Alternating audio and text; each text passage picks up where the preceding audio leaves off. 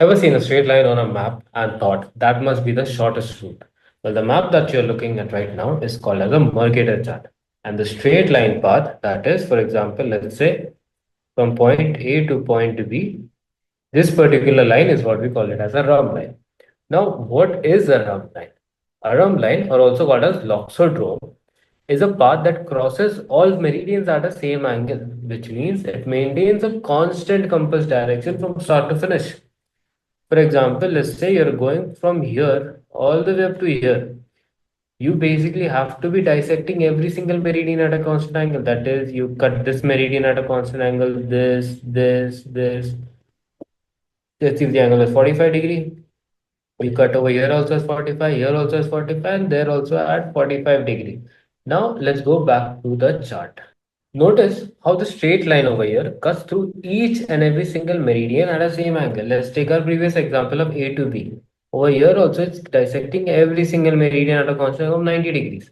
Now if the same thing you were to draw it from, let's say, C to D over here, straight line, again you will end up dissecting here at a constant angle. Every single meridian will be dissected at a constant angle, just like how the definition says. Meanwhile, what about the great circle? Now, great circle ends up curving on the maps. Now, looking at this, the round line basically sounds very simple, right? That's why back in time, the old sailors used to use it. The main thing is they just set a heading, follow the compass, and just continue going.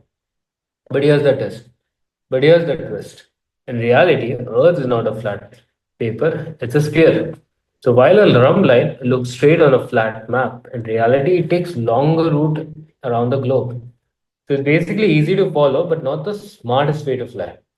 Think of it like walking in a straight line across a globe, but that straight line should not be exactly east or west. So if you keep any fixed direction, except east or west, you will slowly end up curving to the nearest pole. Because, for example, I'll just show it over here. Like, for example, take this one, A to B. Constant track. After a given time, it ends up slowly spiraling towards the poles. Okay. That's why modern pilots use great circles. It's the shortest path in 3D space.